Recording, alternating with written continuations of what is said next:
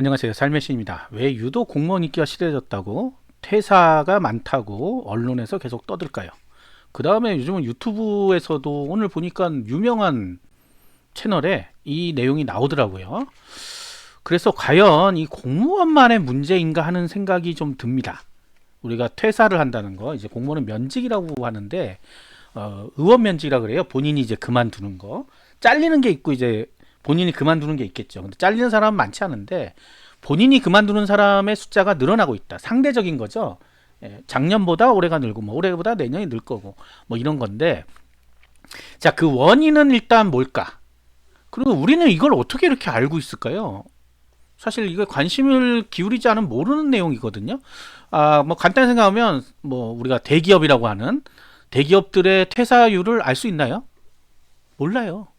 근데 놀랍게도 저도 몇 명을 만나봤어요. 대기업에서 퇴사했다는 사람들을. 그래서 그런 사람을 만날 정도면 많은 거 아닐까? 우연찮게 만날 수가 있을 정도면. 예, 그런 거예요. 물론 이제 뭐 대기업에 있다가 공기업을 간다든지 공기업에 있다 대기업을 간다든지 뭐 그렇게 막 크로스가 일어나는 거지, 그냥 평생 놀겠다는 아니잖아. 그 공무원도 마찬가지죠. 공무원 그만두면 그냥 놀 거냐? 아니죠. 사기업에 들어가겠죠. 네, 그런데 왜 그만두고 나오냐 하는 문제들이 왜 이게 부각이 되느냐? 간단합니다. 통계를 제공하고 있기 때문이에요. 예, 통계를 제공한다는 건 무슨 말이에요?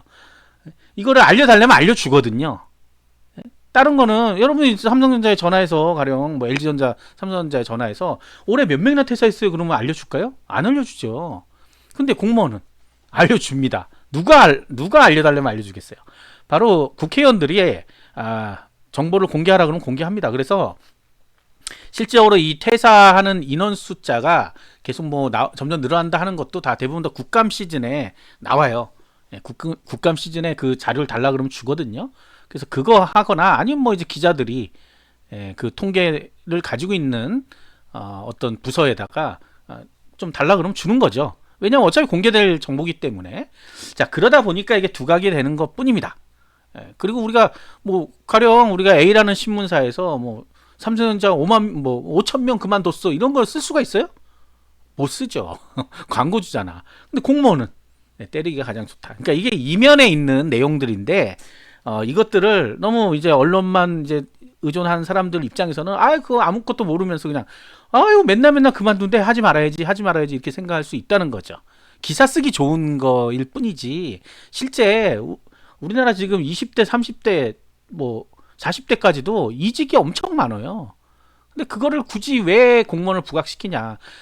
우리가 이제 머릿속에 있는 거는 일단은 뭐다? 어려운 시험을 통과했다고 하는 건데, 아니 그럼 뭐 대기업 시험은 안 어렵나요? 더 어렵죠.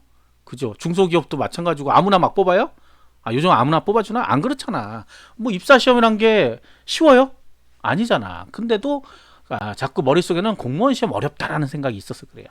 근데 또 생각해보면 합격하신 분들 입장에서는 그게 그렇게 어려운 시험이다라고 생각하시는 분이 과연 얼마나 될까 하는 것도 역시 그것도 반전이라고 할까? 반증이라고 할까?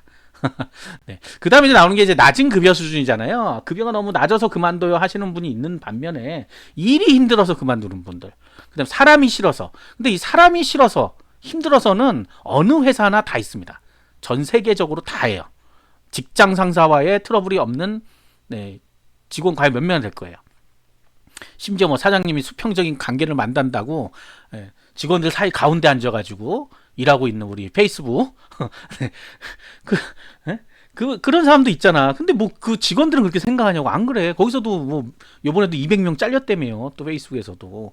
그러니까 마찬가지인 거예요. 이게 어쩔 수 없는 인간의 세상이기 때문에 그런 거고. 근데 그거를 이제 핑계를 대다 보니까 낮은 급여, 그러니까 일하는 거에 비해서 낮다라고 생각하는 게 있는데, 뭐 우리가 일이란 게 그래요. 우리가 굉장히 고차원적인 일을 하고 내가 이걸로 나가서 큰 돈을 벌 수 있어요. 그런데 나는 회사 직원이야.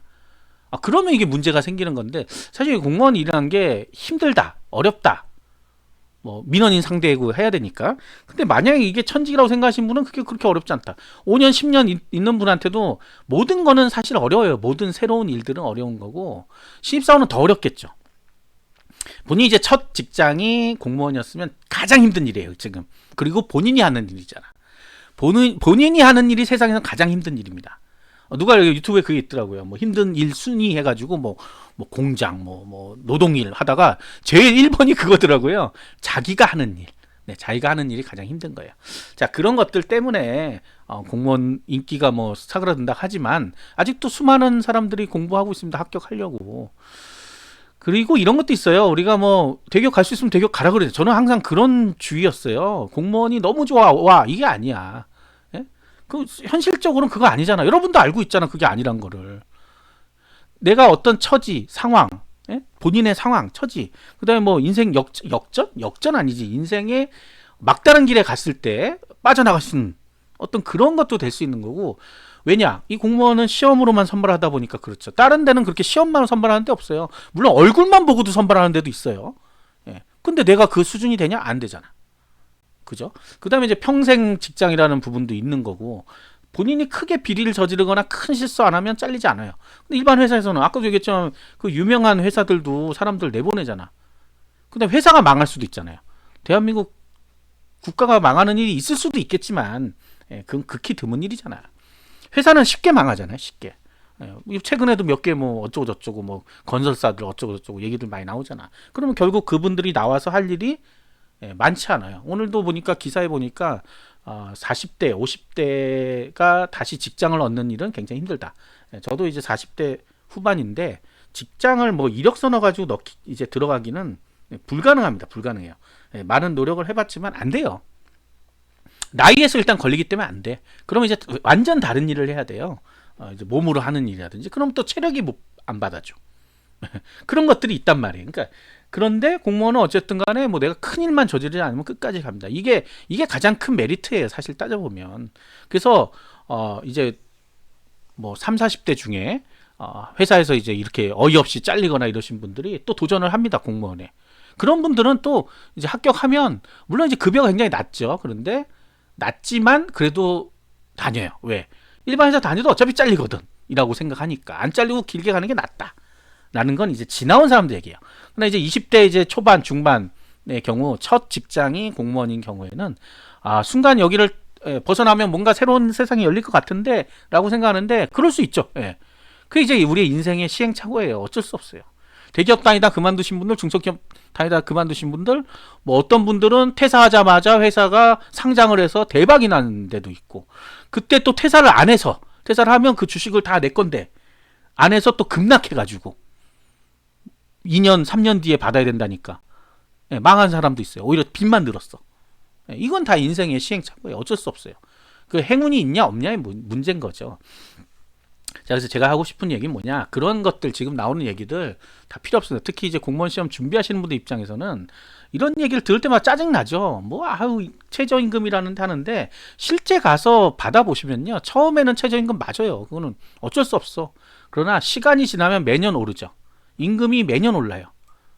왜? 호봉제기 때문에 오를 수밖에 없는 구조로 돼 있어요.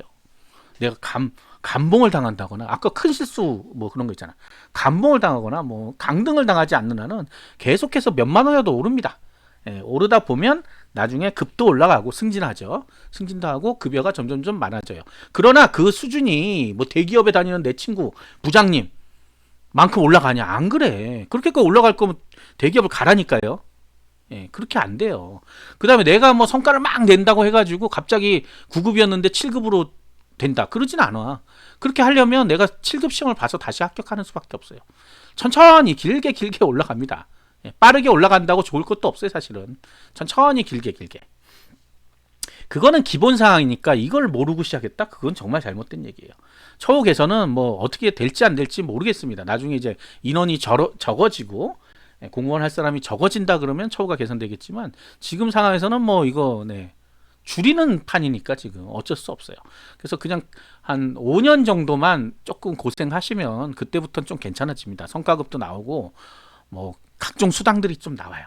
그러면 잘 살지는 못해요. 여러분들 공무원 돼서 뭐 10억짜리 집을 살 수 있을까요? 뭐 이런 분도 있던데 어떤 직장 다니는 사람도 한 방에 10억짜리 집을 못 사요. 연봉 1억이면 최소한 10년 동안 아무것도 안 쓰고 모아야 된다는 소리잖아. 세금 내고 나면 사실 1억도 아니거든. 그 사람들도 안 되는 거로 공무원들을 어떻게 10억짜리 집을 사겠다고. 그건 안 되는 거지. 연봉 1억인데도 안 되는데. 자, 그래서 그런 욕심들은 버리면 됩니다. 버리고 내가 지금 가야 되는 길을 잘 따라서, 그리고 이제 합격도 안 하신 분들이 걱정을 더 많아요. 걱정이 사실은 합격 안 한 사람이 걱정 더 많죠. 합격한 사람들은 이제 그날 일 처리에 대해서 걱정하고 있어요. 정말로 매일 그런 거 카페 가시면 나오잖아요. 못 해먹겠다, 못하겠다, 힘들다, 괴롭다. 이거는 근데 저도 한 직장생활 10년 넘게 해봤지만 매일 하는 일이었어요. 매일 하던 얘기야. 못 해먹겠다, 진짜 힘들어 죽겠다. 그 드라마 옛날 얘기지만 미생이란 드라마 보면 매일매일 전쟁터라 그러잖아요. 그런데 전쟁터 외에 밖에 그만두고 나가는데 거기는 뭐라 그래? 지옥이라 그래, 지옥. 전쟁터에서 전쟁하는 게 낫다 그래. 밖은 아예 지옥이라서. 자, 그래서 마음을 잘 가다놓으시고 우리가 언론 이런 거에 너무 휘둘리지 말란 말이에요. 굶어 죽을 만큼 주지 않습니다. 굶어 죽을 것 같아서 지금 110만 명이 넘는 공무원들 다 그만두고 나와 있죠. 아무도 안 하려고 그러죠. 근데 하려고 하잖아. 여러분들 시험 공부하는 거잖아. 그리고 그 시험 공부라는 수준 자체도 본인이 하니까 어려운 거예요. 본인이 하니까. 나중에 학교하고 나서 한번 되돌아보시면 생각보다 그렇게 막 죽을 똥살똥 하진 않았네, 이런 생각이 들 수도 있어요. 들 수도 있다. 물론 이제 뭐 이를 악물고 정말 하루에 몇 시간도 안 자고 공부하시는 분도 있겠지만 사람마다 그거는 수준이라는 게 다르니까 어쩔 수 없는 얘기인데, 막 진짜 마라톤 뛰는 것처럼 저기 안 들어가면 끝이야, 몇 분 안에, 이런 건 아니잖아요. 그렇기 때문에 나중에 되돌아오면 다 좋은 추억이 될 겁니다. 그래서 지금은 공부할 때입니다. 이런 거 신경 쓸 일이 아니에요. 그리고 이제 자꾸 비교하시는 분들이 있는데, 뭐 대기업은 어쩌고 저쩌고, 누가 대기업 갈 사람 보고 공무원 하라고, 구급 공무원 특히 하라고 한 사람은 아무도 없습니다. 본인의 생각이었을 뿐이에요. 그러니까 대기업으로 다시 가세요. 갈 수 있는데, 갈 수 있는 데는 본인의 어떤 역량이라는 게 충족이 됐을 때 얘기예요. 꿈만 커. 꿈만 커가지고는 되는 건 아니잖아요. 아무나 대기업 직원 되는 건 또 아니잖아. 자, 그런 것들 따져보자면 어떤 게 본인에게 맞는 길인지는 본인이 판단해야 돼. 근데 남들이 험담하고 그런 것들에 대해서 너무 기구일 필요 없습니다. 그냥 본인의 길로 가면 돼요. 어느 날 나중에는 역전돼서 야, 너 정말 잘 생각했다라고 하는 분들이 분명히 있습니다. 아시겠죠? 구독과 좋아요, 알림 설정 감사합니다.